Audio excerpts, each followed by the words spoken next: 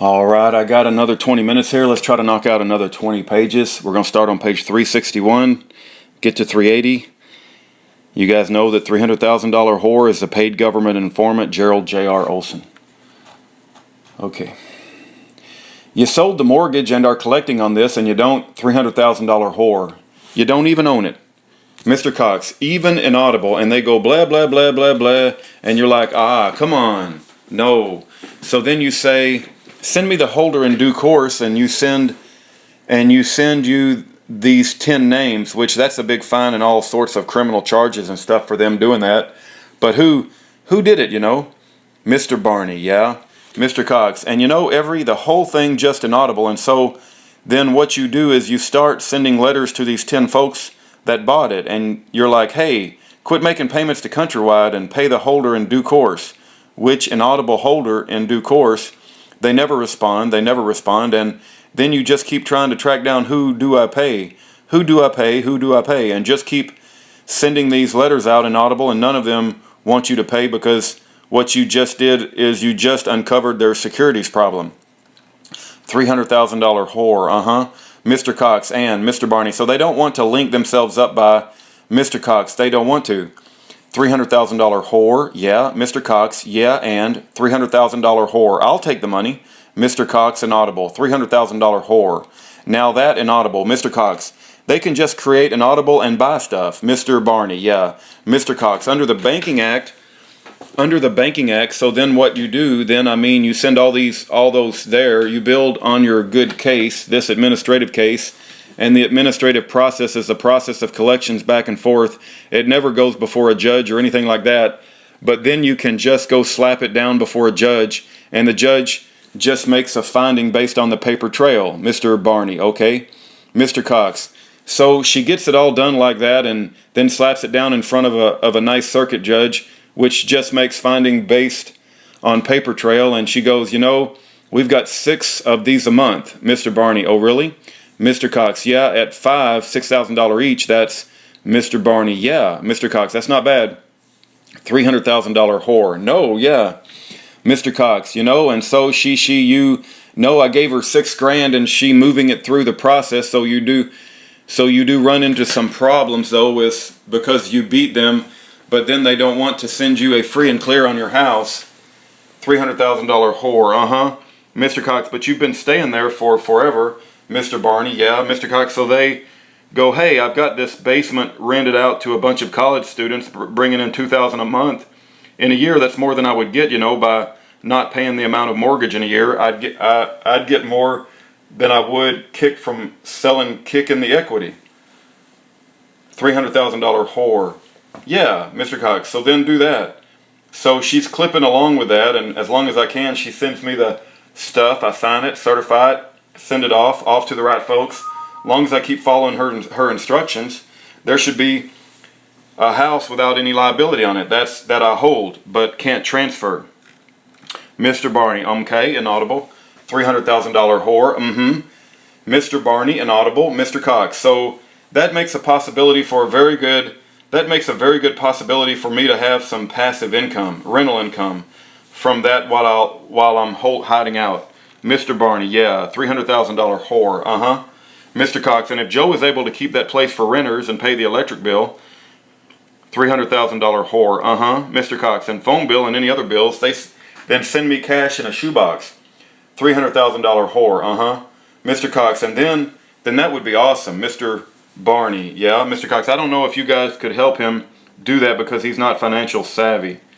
Mr. Barney, okay, Mr. Cox, and then the other thing is let's just start selling all my stuff, you know, just start selling it up. You know, I got a kind of business partner. He was a competitor, but business was so good that we weren't exactly competitors, more like conspirators, you know.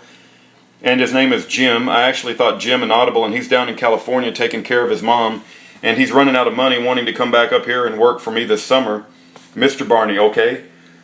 Mr. Cox, and what I might tell him is go up to my house, because when he moved like this, his mom got sick, and so like he had to go down there, and so he just did a fire sale for me. Mr. Barney, okay. $300,000 whore, Mr. Cox sold me all of this stuff. I bought his house and Audible and everything like that, and rented it out, you know, and $300,000 whore. Is that your one in Bradwin Phonetic? Mr. Cox, yeah. $300,000 whore. Okay, Mr. Cox, and paying him. He kept the mortgage actually, and I'm just paying him and he's paying it. Mr. Barney, yeah. Mr. Cox and Audible. $300,000 whore. Yeah, okay. Mr. Cox, trustworthy guy, you know, and so I might tell Jim. $300,000 whore. Now is that where you have the stash of some Mr. Cox? Yeah. $300,000 whore. Some Mr. Cox. There's some cash and some goodies there. $300,000 whore. Yeah. Mr. Cox. Yeah, I might. $300,000 whore. So Mr. Cox, pick a few cherries, pick a cherry picking out of there to take that with me. $300,000 whore. Yeah, Mr. Cox. So what I might do is have Jim come up here and do the landscaping business with all of his equipment, and I just bought from him last summer, and he could stay at my house and just kind of $300,000 whore, run the business. Mr. Cox, sell. $300,000 whore, continue the profit. Mr. Cox, yeah, run the business and continue the profit, or if we just plan on just pulling our stakes all the way, he could sell all my stuff and send me the money for that and just run the business, and maybe he'll want to buy his place back, or I don't know. Of course, I can just walk away from it, but inaudible, you know. Mr. Barney, yeah, so I don't think you can just walk away from it. I think you've got some options there, like you said. So, I mean, if you can, you know, if you've got people living there, $300,000 whore, yeah, Mr. Barney, that are paying money and stuff like that. It's not like you're just leaving and there's nobody at the house, inaudible. $300,000 whore, yeah. Mr. Cox, yeah, so anyway, that's kind of what I'm thinking of. I'm setting up some of my affairs, is sell a bunch of stuff, take what I can, get with your buddy and inaudible. $300,000 whore, yeah. Mr. Cox, you know, stuff that's transportable and valuable, and then if there's any stuff that you guys want to try to sell or buy or shoot, you can do that too. I mean, I'm not attached. $300,000 whore. Well, I'd buy things and I'd help you sell stuff, you know. But my problem is right now is my slow time. So, Mr. Cox, yeah, me too. $300,000 whore. Financially, I'm Mr. Cox, and I'm broke. $300,000 whore. I'm not Mr. Cox. I'm broke also. I mean, $300,000 whore. Yeah. And going down there to try to, if you could rent a little apartment or something, $300,000 whore. Yeah, I mean, it goes with, you know, Cox. I mean, it goes with, you know, $300,000 whore. Yeah, Mr. Cox. So I need some money and some way to do it, and I don't know what the economy, $300,000 whore. Yeah, Mr. Cox is like down there. I don't know if I can utilize my skills. You know, I've got a very versatile, lucrative skill set, and I always find a way. $300,000 whore. Yeah. Mr. Cox, but you know, if there's riots, Mr. Barney, yeah, Mr. Cox, you know, all you can do is fight inaudible. $300,000 whore, yeah, or just where you inaudible part of the country where you're safe from Mr. Cox, yeah, $300,000 whore, mob rule and riots and crazy stuff, you know, and you want to be out in the rural area. Mr. Barney, where are you looking at? Do you even have any idea right now? Mr. Cox, no, I probably just try to get down there and find a place, and then if it's seeming really safe, I'll try to send you a snail mail or something and let you know where I'm at. Mr. Barney, okay, Mr. Cox, but I mean, do you guys want to know or do you want to not know? Mr. Barney, no, I want you to be I'd like to know, and I'd like to have some way that you could contact us. I got one of those phones. I need to just get my number, but I didn't want to do it. Talk to my home inaudible computer. It goes someplace inaudible, or Mr. Cox, inaudible number inaudible. Mr. Barney, okay. Mr. Cox, and it also comes up inaudible. Mr. Barney, on a Go phone, okay, oh, okay. And that's and inaudible. Mr. Cox, I'll show you when inaudible. Mr. Barney, okay. Mr. Cox, no, you just plug it in and charge it up and use it. Mr. Barney, okay. $300,000 whore. If Mr. Cox inaudible, $300,000 whore. If Coleman knows, and I think it'd be best if just one of us had contact and I could relay stuff through you, you know, because the less contact, Mr. Cox, yeah, $300,000 whore. You might, in this direction, especially to us, the better. So I think if we were just one guy, that's our go-to guy to Schaeffer, Mr. Barney, yeah, $300,000 whore would be better than 4 or 5 people. Mr. Barney, and I'll just have this phone set for inaudible, and they have a phone number out, and then Mr. Cox, then it's compromised. $300,000 whore, Mr. Cox, and it's got a clock taken off until they figure it out. $300,000 whore, yeah. Mr. Cox, and they might have computers picking it out really well. $300,000 whore, yeah. Mr. Cox, so anyway, that's kind of the plan, setting up my affairs. Mr. Barney, okay. Mr. Cox, I can just dump all my tools and equipment and just try to get liquidated, or I can have Jim do it when he comes up here, or I could have him sit by in hopes for better days. $300,000 whore. I think you should sit on all your tools and your personal stuff like that for right now. Mr. Cox, as long as I don't $300,000 whore, unless you on the run. Mr. Cox, as long as I don't have to have $300,000 whore, you don't need it. Mr. Cox, the money, $300,000 whore. Yeah, Mr. Barney, yeah. $300,000 whore, because it's possible you could get down where you're going and end up needing, you know, and the guy, you could ship some of the stuff down there, you know, if you're doing a lot of the work. And Mr. Cox, I got all my inaudible equipment, I mean, $300,000 whore. Yeah, you know, rather than fire sale or liquidate everything and end up with Mr. Barney inaudible, $300,000 whore, a tenth of Mr. Barney, your situation. $300,000 whore. Yeah, see what all turns out then, like you say, unless you're to the point that you're down to your last $100 and you got to Mr. Cox inaudible, $300,000 whore. You've got to have some money to live, but Mr. Cox, I don't want to have some crawling back here to try to make a living. I mean, I've got a big customer base in Audible, you know, $300,000 whore. Yeah, well, that's why if you can get that Jim to keep that going, and he obviously knows the business, if you bought it from him, Mr. Cox, yeah, he $300,000 whore. He knows what he's doing, and Mr. Cox, he's better than I am. $300,000 whore, and if he's trustworthy to where you trust him to send you the. Isn't that ironic that we got a paid government narc snitch talking about trustworthiness? Just insanity. Mr. Cox, I trust him. $300,000 whore. The proceed, the profit, or then you're good. Have Joe watching things. And Mr. Cox, and Joe worked for me this summer. $300,000 whore. Inaudible over there. Mr. Cox, Jim, and Joe could. $300,000 whore. Yeah.